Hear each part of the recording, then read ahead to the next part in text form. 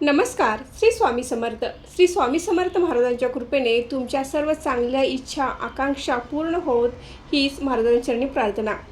मैत्रिणींनो, तुम्हाला माहीत आहे का, सकाळी उठल्यानंतर पहिल्यांदा आपण काय करावे ज्यामुळे आपल्या घरात माता लक्ष्मीचा अखंड वास राहील, घरामध्ये सकारात्मक वातावरण निर्माण होईल, आपल्या घरामध्ये सुख शांती आणि समृद्धीमध्ये वाढ होईल. यासाठी काय करावे लागेल, तर यासाठी आपल्याला काही सवयी बदलणे आवश्यक आहे. तर कोणत्या सवयी बदलणे आवश्यक आहे जेणेकरून आपल्या घरामध्ये देवी लक्ष्मीचा अखंड वास राहील आणि आपल्या घरामध्ये सुख समृद्धीमध्ये वाढ होईल. नमस्कार मैत्रिणींनो, मी सारिका भक्ती विश्वमध्ये तुमचे मनापासून स्वागत करते. आपण सकाळी लवकर उठतो, त्या उठण्यामध्ये देखील काही सवयी असतात. तर ही एक सवय आपण चालू केली, आपल्यामध्ये तर पॉझिटिव्ह एनर्जी निर्माण होतेच, त्याशिवाय घरामध्ये देखील पॉझिटिव्ह एनर्जीमध्ये वाढ होते, घरातील वातावरण शुद्ध होते. तर रोज सकाळी म्हणजे पहाटे लवकर उठायचं आहे. तुम्हाला जर पहाटे लवकर उठणे जमत नसेल तर तुम्ही सकाळी 5:30 ते 6 या दरम्यान नक्कीच उठावे. तुम्हाला ज्यावेळी जाग येईल त्यावेळी लगेच उठून उभार न राहता आपल्या अंथरुणावर थोडा वेळ बसून राहायचं आहे. आपल्या कुलदेवतेचे, आपल्या इष्टदेवतेचे, आपल्या गुरूंचे स्मरण करायचं आहे, त्यांचे आभार मानायचे आहे.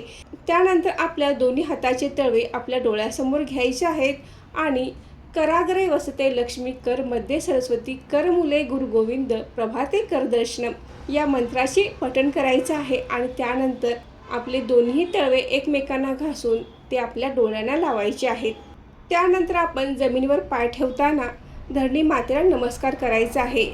ही सवय तुमच्यामध्ये पॉझिटिव्ह एनर्जी निर्माण करते. त्यानंतर आपण आंघोळ करायची आहे. आंघोळ करताना आंघोळीच्या पाण्यामध्ये पुढीलपैकी कोणतीही वस्तू आपण टाकून आंघोळ करायची आहे. तर मैत्रिणींनो, आंघोळीच्या पाण्यामध्ये गुलाबजल, तुरटी, खडे मीठ, हळद, दही किंवा पंचगव्य टाकून तुम्ही आंघोळ करायची आहे. यापैकी कोणतीही वस्तू तुम्ही आंघोळीच्या पाण्यात टाकली तरी देखील चालेल. याचे अनेक फायदे आहेत, जसे की दही आंघोळीच्या पाण्यात टाकल्यामुळे शुक्र ग्रह बलवान होतो. हळद आंघोळीच्या पाण्यामध्ये टाकल्यामुळे आपला गुरुग्रह मजबूत होतो. त्याचबरोबर खडे मीठ, तुरटी टाकल्यामुळे आपल्यातील नकारात्मकता निघून जाते, नजरबाधा दूर होते. त्यामुळे आपण यापैकी कोणतीही एक वस्तू आंघोळीच्या पाण्यात टाकून आंघोळ करायची आहे. आंघोळीनंतर स्वच्छ आणि न फाटलेली कपडे आपण परिधान करायचे आहेत. यामुळे पॉझिटिव्ह एनर्जी निर्माण होते.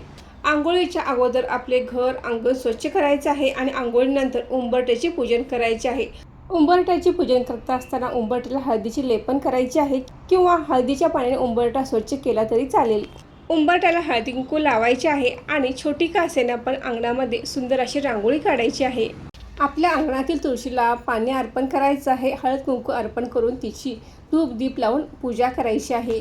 त्यानंतर सूर्याला अर्घ्य द्यायचं आहे. सूर्याला अर्घ्य दिल्यामुळे मान सन्मान वाढतो, समाजामध्ये पद प्रतिष्ठा वाढते. तर आवर्जून आपण सकाळी सूर्याला अर्घ्य द्यायचं आहे. सकाळी देवपूजा करत असताना आपण स्तोत्र मंत्र यांचे देखील पठण करायचं आहे. आता आपले स्तोत्र मंत्र म्हणणे शक्य नसेल किंवा येत नसेल तर आपण मोबाईलवर आपण हे स्तोत्र मंत्र जरूर लावायचे आहेत. यामध्ये तुम्ही आदित्य हृदय स्तोत्र, श्री सूक्त, महालक्ष्मी अष्टकम, तारक मंत्र, श्री स्वामी समर्थ महाराजांचा जप, आपल्या कुलदेवीचा जप तुम्हाला म्हणणे शक्य असेल तर तुम्ही म्हणू शकता किंवा तुम्ही ऐकूही शकता. यामुळे आपल्या घरामध्ये एक सकारात्मक वातावरण निर्माण होते. देवी लक्ष्मीचा अखंड वास घरामध्ये राहतो. घरातील कटकटी भांडणे नाहीसे होतात. घरातील वातावरण प्रसन्न होते. पती पत्नीची पटत नसेल, मतभेद होत असतील तर ते होत नाहीत.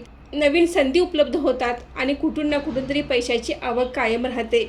आता बऱ्याच जणांना असे वाटेल की आम्ही इतके सगळे कसे करू किंवा आम्हाला हे करणे शक्य नाही. तर तुम्हाला एकच सांगते की थोड्या थोड्या गोष्टी आपण सुरुवात केली, यापैकी आपण सकाळी लवकर उठायला सुरुवात केली किंवा एखादा स्तोत्र मंत्र म्हणण्यास ऐकण्यास सुरुवात केली तर नक्कीच तुम्हाला चांगला बदल जाणवेल. त्यामुळे थोड्याच दिवसांमध्ये तुम्ही ह्या सर्वच गोष्टी तुम्ही आत्मसात करू शकता.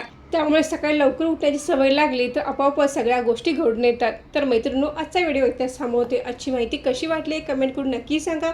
व्हिडिओ आवडल्यास व्हिडिओ लाईक करा, शेअर करा. धन्यवाद.